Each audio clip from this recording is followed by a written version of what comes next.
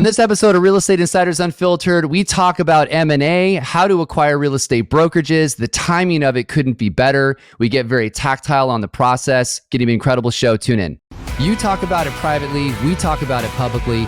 This is the Real Estate Insiders Unfiltered podcast. Welcome again to the Real Estate Insiders Unfiltered podcast. I'm your host, James Dwiggins, along with my co-host, Keith Robinson, a.k.a. Crazy Uncle Keith. Yes, sir. Tell us about Victor Lund, CEO of WAV Group, and a whole bunch of other stuff. Talk to us about what we are going to go through. Yes, and published author as well. Oh, yes, which is one of the whole things about the subject of our pod. Yes, he wrote a book on M&A, which is awesome. We'll put a link in the show notes so that you can go order it, and you should. It's a great step-by-step process for how to do M&A.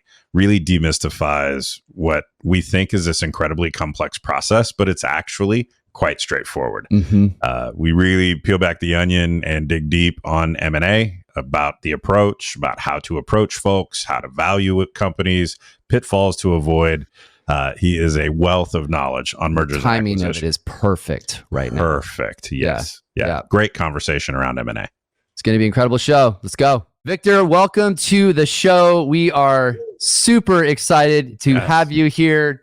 Arms up. That's probably the most excited anybody's ever been at the Open. Well, if you get an opportunity to hang out here with James Dwiggins and Keith Robinson, I mean, you have to bring it. Victor said we need to change the show to have cocktails, by the way, at 4 in the afternoon. That was part of the original. This would be a late afternoon cocktail mode thing. It'd be a lot funnier. Well, I said to Victor when he brought it up, I was like, if we do that, see, Keith and I already act like we have been drinking all day. And so if we did have a cocktail at 4, this show would be very weird. So maybe we should do it just to see what happens. Yeah, unplugged. Unfiltered to unplugged. Yeah, that's a good way to do it. To unemployed. That's how that would go. So for those of you that don't know, we'll have Victor give a little bit of a quick background. He has been in this industry a very long time. I'll let you give your intro. CEO of WAV Group and RE Technology, and you're also in charge of the Broker Public Portal. So just give listeners and viewers just a little quick tidbit, your background, what you do.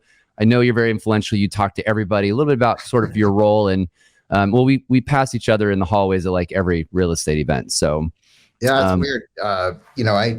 I when venture capital kind of petered out around 2000, I started working as a consultant with companies and started to fall into real estate. And real estate's like Hotel California. Once you can check out, but you can never leave. So that's so true.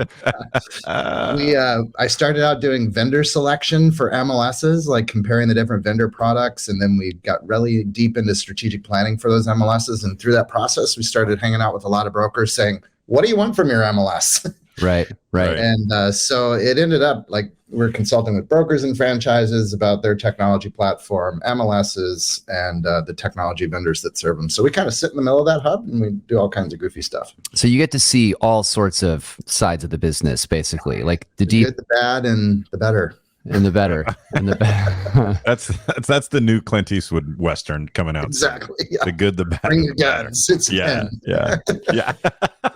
And we're going to dive into this. You just recently wrote a book called Acquiring More Profit. We'll come back to that, which is something we want to dive deep into because I think the conversation is incredibly relevant for time and space today. We have a tradition. We always start with our 3 rapid fire questions, which is just kind of a fun way for people to get to know you, not to put you on the spot here. Wish me luck. So I'll start with the first one. Keith can come in with number 2. And it's just supposed to be kind of how your brain thinks and where you would go, which, by the way, I was watching Ant-Man on the plane last night, strangest freaking movie ever. If you were a superhero, who would it be and why? So I wasn't a comic book kid. I was more the kid on the bike or playing in the snow or playing in the lake. I grew up in Minnesota. But I guess I'd have to go with the number 1 superhero ever, Superman. I mean, he was faster, stronger. He could fly, but he was also a pretty cool Clark Kent, had a lot of humility and had a love interest. I think he would have been a good dad. I'm going to go with a good way to put it. Go with Superman. That's a good one. That's a good one. That's a good one. That's our first Superman.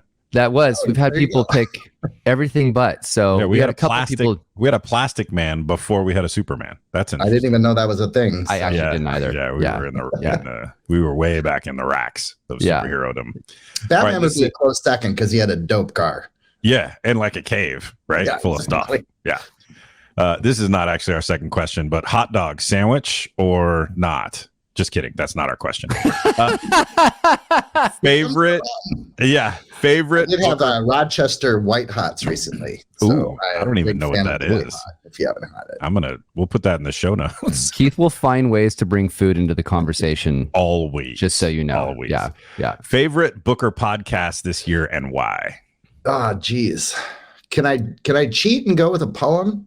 Yeah, sure. Sure. Yeah. I just had this cool thing. I think, James, Monica. You've met Monica, who works on our team, but we just had this, weird, ironic conversation where I was telling her about Robert Frost's poem, "The Road Not Taken," and it's a really cool poem. It's a guy. Everybody's read it. You read it in 9th grade. Like when I went away to boarding school, it was like my first intro to poetry. And, I just remember that moment of which way you're going to go. And I feel like my whole life's been designed by which way you're going to go. So, and relevant to today. Like, how do you choose what path you want to take? Right. Yeah. Interesting. That's cool. Take we may have to throw that one in there. Yeah. All right. Well, this is a fun one we like to wrap with. If you could have lunch with one person, current or historical, who would it be and why? Definitely my dad. He died in 2001, but he started Lund Boat Company. He was a great dad. He really, he bounced my daughter on his knee when he was a child. But, I would just love to celebrate all the things that Marilyn and I have done to build our businesses. And, I just wish I had him around through that whole period of time. I just like to catch him up on everything, our personal life, our kid, and, work. It's like he would dig it all and be great. It's a good one. I think we can all relate to that in some way, shape, or form. Shout out to Howard Lund. Yeah. That's awesome. That's good. Well, all right. Well, let's dive into this book that you guys just wrote. And you're co-author. And you co-wrote this with, I forget his George name. Slusser. Okay. Yes. I met him the other night. I apologize. So what was the catalyst for going down this road of writing this book and, acquiring more profit? Tell us about it and what prompted it and how long it took you to write it and all of that. So George wrote a book 14 years ago called Acquiring Profit. And he did that. He kind of built that book to teach people how to sell their companies to hit the firm he was working for, which is Realogy, now called Anywhere. He did 600 transactions, 700 transactions, something like that. So all the company-owned stores, he was involved in a lot of those in that entire roll-up. And before that, he did roll-ups for Prudential and Merrill. So he's not a young man. He's a very seasoned executive. And I read the book and I just remarked to him, this book, George, is as true today as it was when you wrote it 14 years ago. So let's brush it out and make it dance ready and put it back on the dance floor. And we did. There's what a lot of people don't know about WAV Group is that we didn't do much in M&A. Our job was to work with the companies that were coming together and get everything ready for day one. And got it. Thereafter. So getting all the communications set, getting all the technology set, like allowing these agents to go from announcement to productivity the same day. Which is a huge part that I think we'll dive into this, but people don't realize it's like there's putting the deal together, but then there's the other part of like, how do you not screw and blow the whole thing up? Having stuff leak out, etc. Or what do you do when it does? Because a lot of words. It happens. It happens. I mean, and I want to dive into that because a lot of people are are talking about M&A right now, obviously with the real estate market being what it is. So you mentioned in your book that you think M&A is sort of the best strategy to grow your business. Is some of the, sort of the approach of it. So give some background on that. Yeah, I mean, obviously every company has been a recruiting company, but when you look at the number of merger transactions that have happened on a year-to-year basis, it's a fairly discrete group of companies that have understood how to grow their business that way. It's the top players, Compass, others that have been involved in doing it, right? Everybody's winning. Yeah, you know? Right. You mentioned Rick Haas, you know, United is United, right? Yeah. So, you know, I think a lot of it, you know, a lot of the mergers and acquisitions today are, you know, what I call tuck-ins. So, you know, you guys have a lot of offices. You look at the P&L on an office by office basis, probably every week or every couple of weeks, because you really need to stay in touch with it right now. You know, my business partner, Mark McLaughlin, like he gets a Friday report, and he's had that Friday report going forever. And that, you know, that's always super important. So, you know, if you know, like whether you know, it's always dollar volume with a brokerage, but you know exactly what the dollar volume is for that office to break even. You can translate that into the number of trades or whatever, but you know, there's so many products out there like, you know, broker metrics that allow you to look at the volume for every office in your market. So if you know that to break even on your office is this number, you know that number is really close to everybody else. Sure. Right. So if all those people that are under you, they're dying. Yeah. You know? So if they're lower than you and, you know, and you're not profitable or you're just barely breaking even, like all of those people are looking for an out. Nobody likes to write checks back into their business. So we're just seeing a ton of those fold-ins, roll-ins and things like that right now. Well, let's dive into this because I think it's super, I think people don't understand that this isn't, I mean, it's complex, but it's not as much as people think. You know, there's so many offices that, to your point, you know, their cash flow is tight. They're 3 to 6 months away from bankruptcy. It's actually most real estate brokerages, but, you know, approaching them and having the conversation, I guess let's start there. How do you go and start finding companies to target? Like, do you say, let's talk about acquiring your business, or what? What's the approach and angle on having these discussions? Yeah. Well, I mean, but let's get tactile here. Like, what is it that? How do you approach it? The opener is really like, you know, can we get lunch or coffee or cocktail and talk about the industry a little bit? You know, you're a good broker. I respect you. We do co-brokes together, and you know, there's a lot of stuff going on. So, you know, I'll share what I got with you, and you share what you got with me, and you know, you build a relationship. And I think that's one of the things that the industry has strayed from quite a bit, is that back in the day, you know, this is well before all of our times, like, you know, folks would get together at the association office and they literally had pieces of paper with their listings on them. Right. But you knew those people, and like you helped with those people, you know, like they were your brothers and sisters, you know? So would you characterize it as it used to be more collaborative and it isn't as collaborative today? Yeah. I mean, we have a system of collaboration, right? Sure. It's called the MLS, but some people, you know, they really look at their competitors as nasty people. You know, I've seen this cultural stuff, you know, and it's really interesting with brands. I don't know how you ducked out of this, James, but, you know, like right now, I would say, you know, a lot of people are like, EXP is evil. They're not evil. You know, it was Keller Williams before that. It was Remax before that. Well, usually that's someone who's winning at some level, right? Like whatever, you know, Snap, you know, with their 100% commission thing. Like whenever somebody comes out with a business model or a mentality about real estate that affronts the status quo, and you know, and it starts to impact agent movement, then people, you know, tend to not like them. But that's not the way you should, you know, you shouldn't do that. You should say, do your thing, I'll do my thing, may the best one win. There's jumping. I want everyone to have success. I just want to be more successful than everybody else, right? I just want to do one more. It's such a great comment because there's plenty of room in the space. The people that aren't good at it, they end up leaving anyway. And you know, we're all fighting for the almighty dollar on it, but you can do it in a way that's not tearing each other down. It's funny you make that comment, Victor, because a lot of times people will ask, you know, we're in the franchise space, and they're like, you know, why don't you get our opinions on companies before you talk about bringing them in? I'm like, first of all, there's confidentiality laws, which we can't break. But number two is, I'm pretty sure everybody has something negative to say about every realtor in the business at this point. So like, you know, it's somebody's had some situation somewhere at some point in time where they're like, oh God, they're awful, until they actually work inside your brokerage, and then they're great. So I think they call that stinking thinking, right? Yeah. So yeah, if that's your disposition, you're probably not going to be great. You might be good, or you might make a living, but if you it's funny. I guarantee you, like if you're in the industry long enough, everybody who is a competitor is going to be on your team eventually. Right. Yeah. Right. Do you think that there's an approach? I'm not Keith. I'm going to let you talk in a second. No, go ahead. I promise. So my brain is just focused on this. Do you think brokerages should have a two-part strategy, recruiting agents, but also treating M&A, and I'm using M&A instead of acquisitions, like instead of that word, that should be part of it too, that it's a contact sport, it's being repetitive, it's continuing to talk with them, it's being front and center. So it's a two-pronged approach for growth.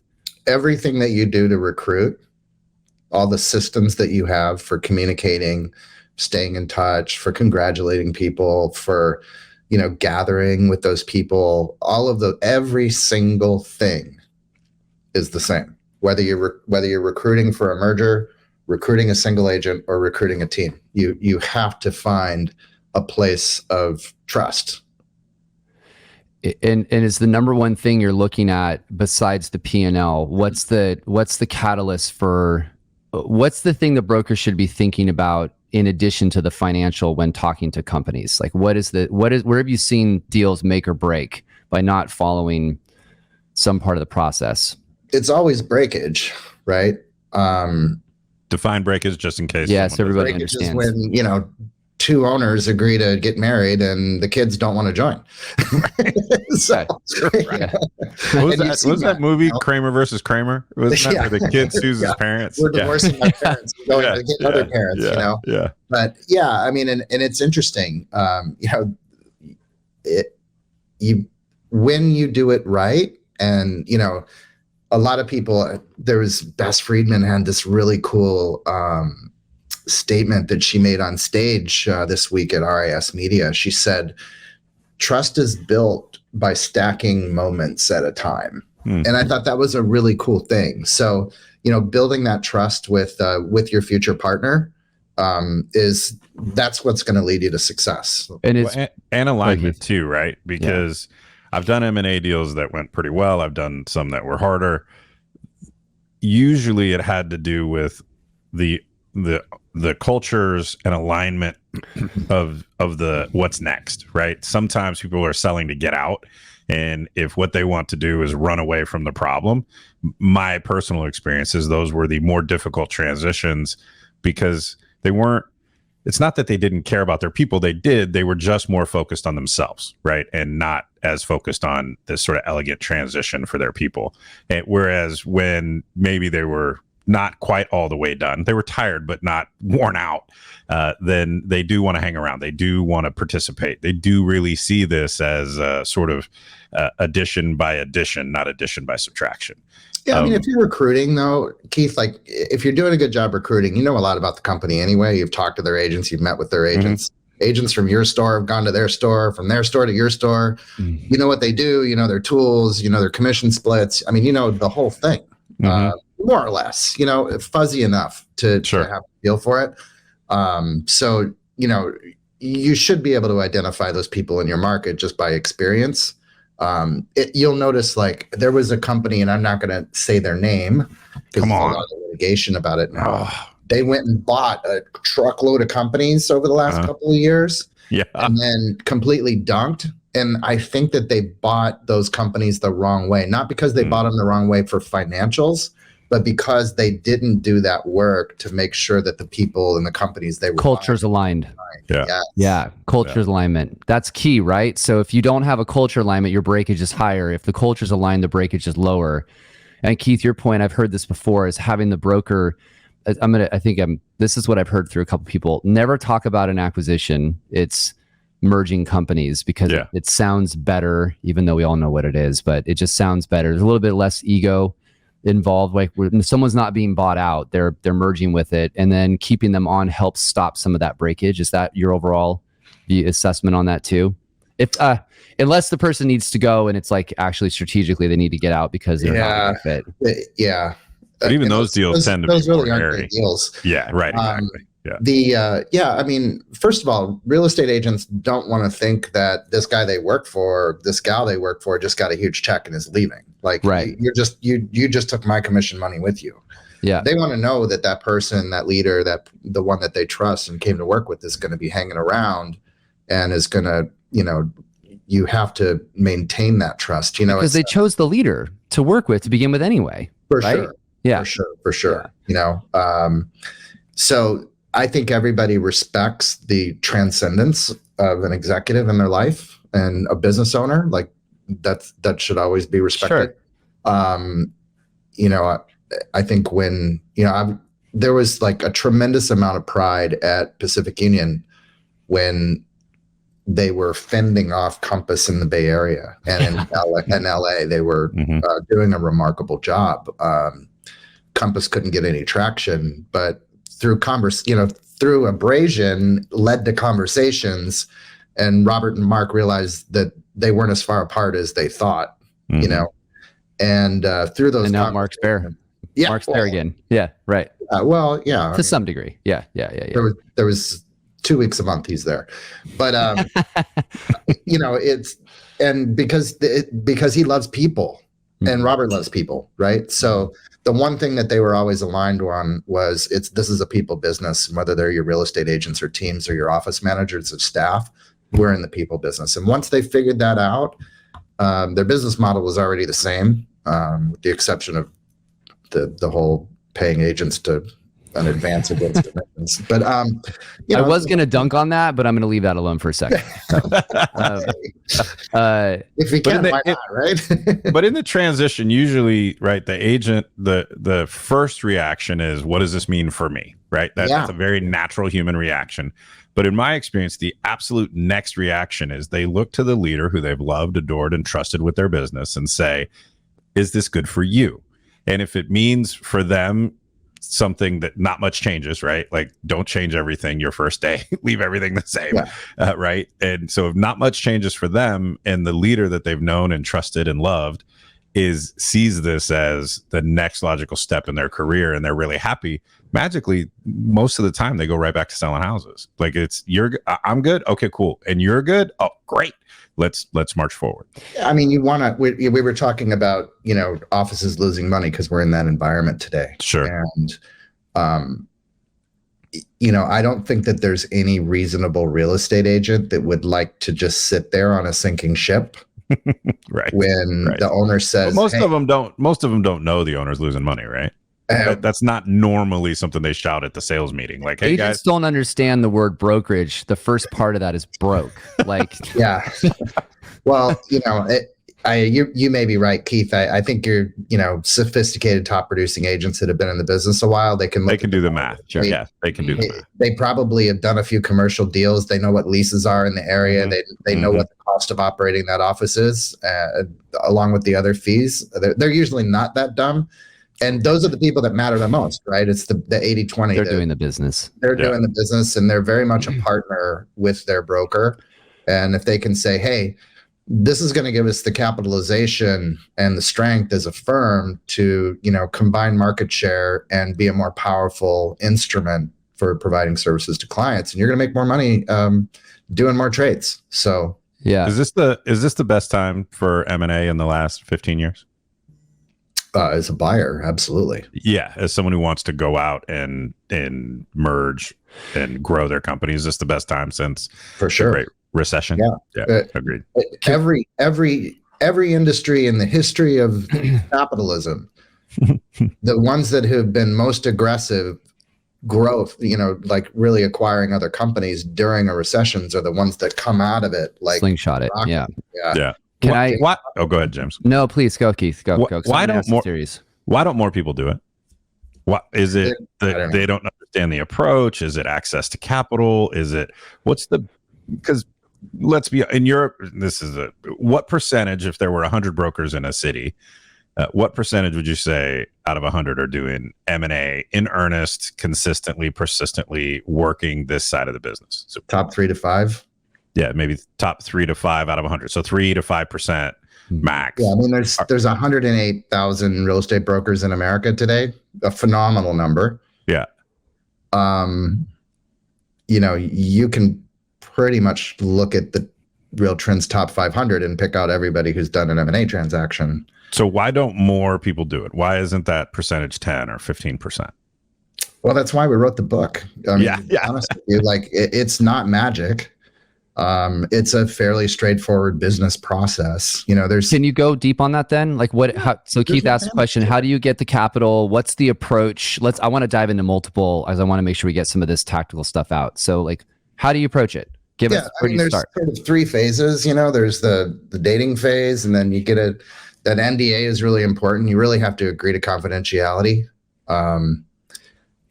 If it gets out that your broker is thinking about selling, bad. Those agents are going to leave. Mm-hmm.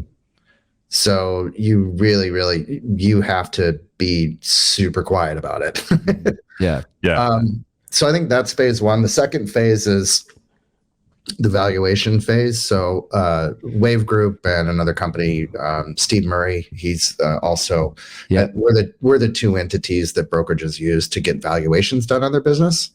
So, the way you structure the financials of a company is typically thematic to its, to tax situations and things.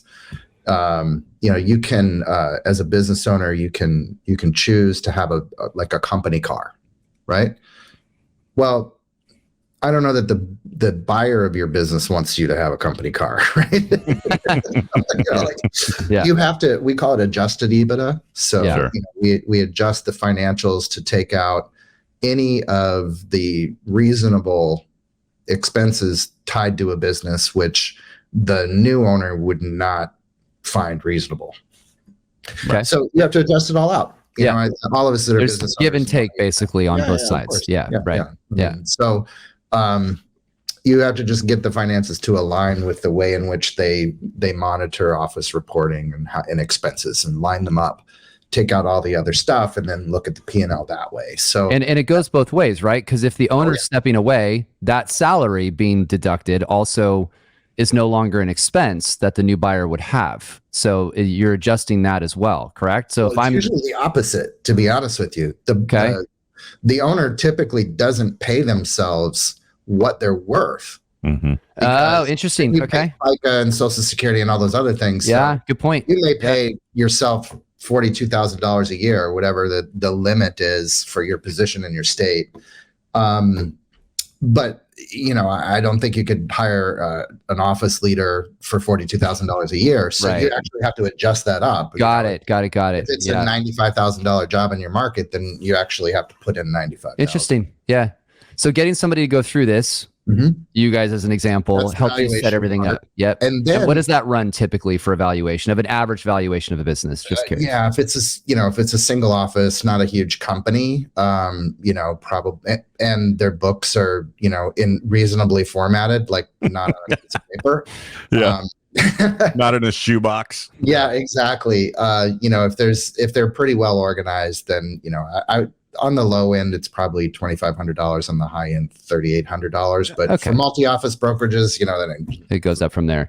Yeah, so you get a valuation done. You would obviously help. You're essentially setting them up, and if there's problems in that, you're helping them fix those issues to make their business more presentable. Is that like part of the? Yeah, I mean, we do all of these carve-outs, right? And I think that each of them are discussion points for the two parties to review and agree to or not agree to. Okay. There's other stuff too, sometimes there's real estate involved, leases, a building. Right. What does it mean when you turn over the keys? It's an ongoing concern. What are the contracts that they're still obligated to? There's a lot of variety. Right. That's where it gets really interesting in the negotiation part. And, we can help with that, but it's helpful when the two, the buyer and seller work on that stuff together. But getting to that point of reasonableness, a lot of people get the valuation done and they look at it and they're like, geez, I thought I had something bigger here. Well, but you may have had at some point. What is right now? Because this is obviously adjusted. You're using a multiple of EBITDA typically in these valuations. I know there's a couple of approaches, but I hear that's the most common. Am I correct with that statement? No, yes. Yeah, that's probably the worst way to look at it, honestly. Okay, tell me what the right way to look at it is then. Yeah. Just what is the value of the business moving forward? What are the synergies? And I think you have to, the seller has to get realistic about, 2022 and 2021, Those are outliers. Congratulations. You and everybody else was 45% above market in 2019. Yeah. You know? So you almost need to take those 2 years out and go back to 2019. And if you look at a company's growth or decline without those 2 years embellishing the data, then I think you have a better perspective on it. But, you know, ultimately these deals today, as I said, a lot of these deals that are happening, the brokers are losing money. And, you know, there's we have a lot of discussions about, you know, what happened if they took loans from the government during COVID. Mm-hmm. You know, PPP, yeah. You know, again, at RIS Media, I think you heard about a trade that one of our consultants recently did where the seller brought a check to the closing. Right. Mm-hmm. Right. You know? They wrote a check to get out. Yeah. Yeah. So, you know, just all the deals are very different, but if it's the highest, I'm going to answer the question. So the highest multiple I've ever seen is 12. Realistically today, maybe, you know, if it's a profitable company, 3 is pretty good. Yeah. A few years ago, maybe 6 or 7. Right. 12 is out of this world. So if framing this up for the viewers and listeners is, you know, get realistic about the value of your business. I'm taking from this also that there's a way to set your business up now, planning. Like, to me, I'd look at it like, well, let's get a valuation and an assessment on what I can do to get my business to look more valuable. What are the things that we could be doing to make, you know, set things up a little bit cleaner? But I think this is a point Keith was getting at, was you could spend 6 months. What is a typical M&A deal? 6 months, a year? Is that about 3 months to a year? Okay, Yeah. so let's just 3 go months middle. to forever. Let's just say 6. Again, I get it, but let's just do 6 months. You can spend 6 months recruiting 12 agents, or you could buy one business and do the same thing.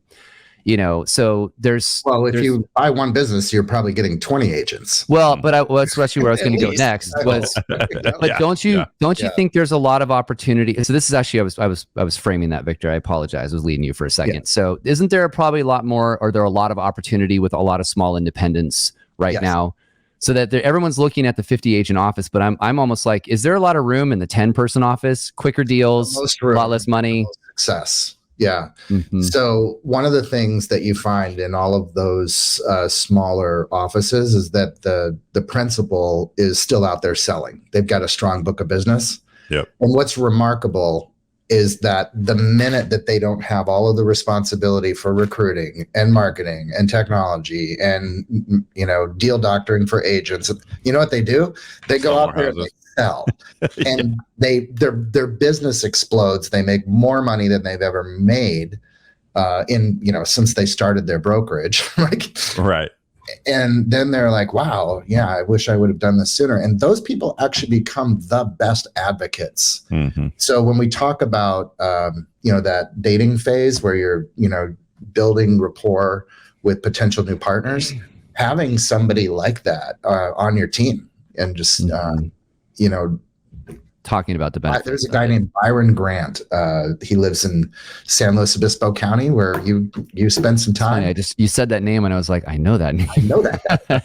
Byron sells his ranch and ag. That's it doesn't mean that he doesn't also sell single family home and all this other stuff. He sells everything, but you know, he's the guy in our county that sells ranch and ag, and he was running a great business called South County Realty in my home at the Arroyo Grande, and he merged with a Century 21 office there and very quickly became the top real estate agent, or you know, like one of the top real estate agents in our entire county. And his life improved. Like he was like, I don't have to deal with that crap anymore. Yeah. So, you know, guys like Byron actually was a great advocate for Century 21 Hometown Realty, going out with the owners saying, hey, don't look at this as a bad thing. Look at this as a great opportunity for you to turn losses into wins. Yeah, not only wins for you personally, but you know, financially. It's funny when agents. Sorry, Keith, go ahead. That's right. So let's say someone's listening and they got religion and they're like, "Yeah, Victor's a genius. I've already ordered his book. I'm ready to start M&A."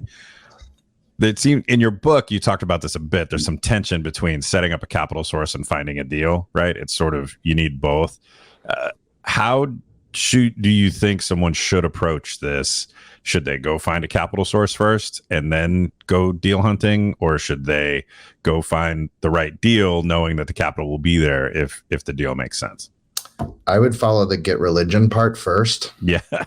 So one of the things that we do with the book is we like explain all of this stuff, but there's a thing called a workbook.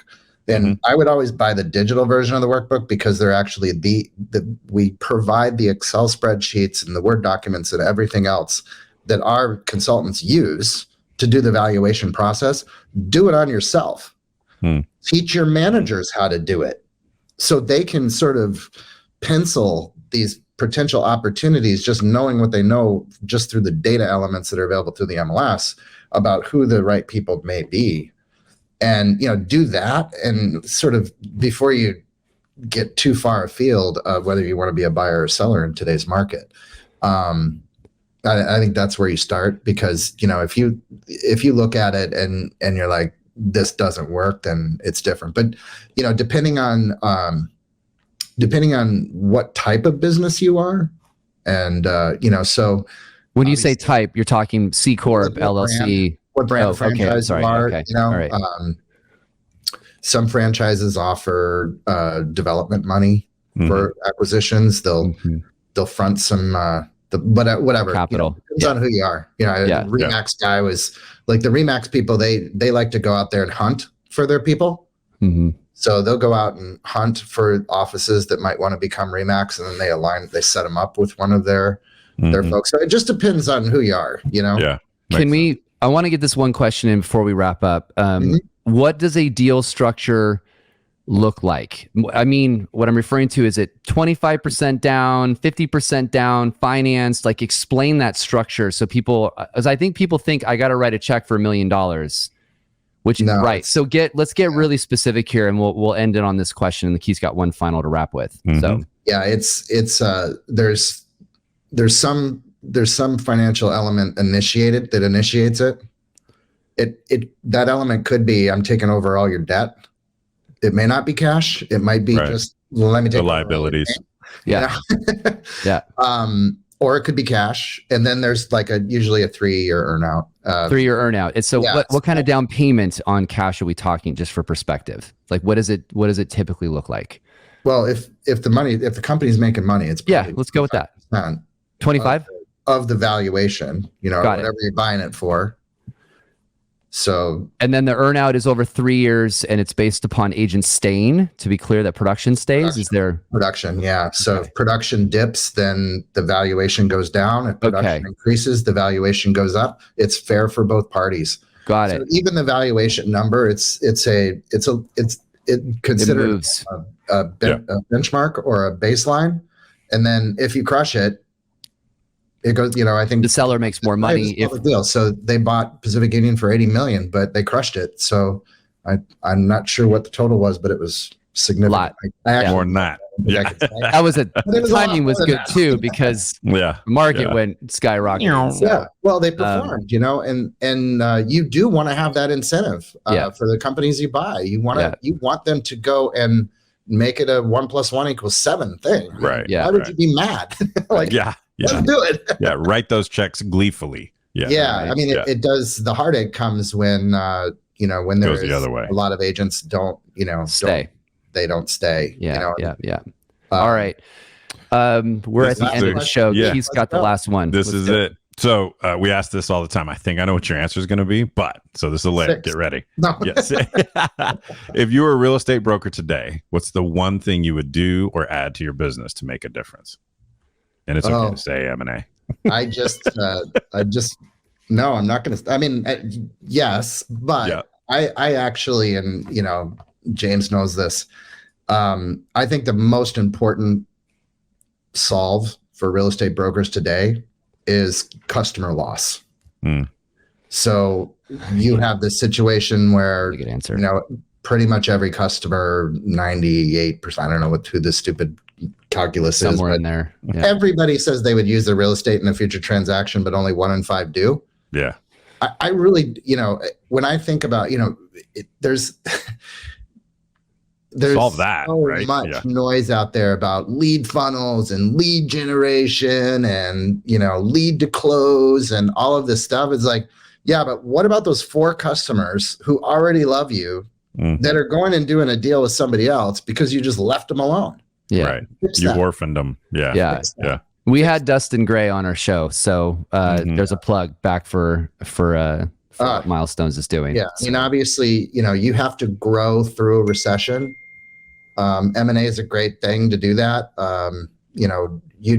You have to stop the bleeding in your business. Yeah. And if there are co-brokes around that are like-minded, have good agents, similar business structures and attitudes, there's good synergy there, then go hook up with them. Give them a lifeline. If you're profitable, give them a lifeline. If you're not profitable, the two of you can grab the rope together. Right. You'll slingshot when we get out of this. Like transaction volume equals profitability of an office. So it's it's not magic. And I think we'll leave it with this. I think everybody is in agreement this downturn isn't going to last long. We've probably got high side 18 months, somewhere between 12 to 18. This is the time to do this, because when real estate starts to pick back up again, these valuations go up. So I want to just add one thing about that. Yeah. Mm-hmm. So in my world, it's September. Top producing agents have pretty much all capped out by now, even in a down market. Mm-hmm. So the pain threshold for brokerage between now and spring is going to be at an all-time record high. Yeah. I mean, whatever you think is bad now is going to get worse in the next 6 months. I mean, I love that you're looking at 18. Yeah. But I'm just like, the next 6 months are going to be It's a great comment. By the way, next time before you use that comment, would you mind letting us know to get a cocktail in advance? So who says? I know. Seriously. Who says I don't have one? Well, that's fair. Victor, it was awesome to have you on the show. For listeners and viewers, we have a link in the description in the notes, so that you can check out the book, Acquiring More Profits. I would also, by the way, I have it and have the worksheets. I would encourage you to get the digital version. Keith likes the paper version, which he has, and I have the digital. The worksheets are really awesome. Check it out. And then, Victor, we'll have you back on in the future. We appreciate you being here. Thanks for being here. It's an honor. I don't get to do. I think this is my first podcast ever. So. Oh, nice. What? Well.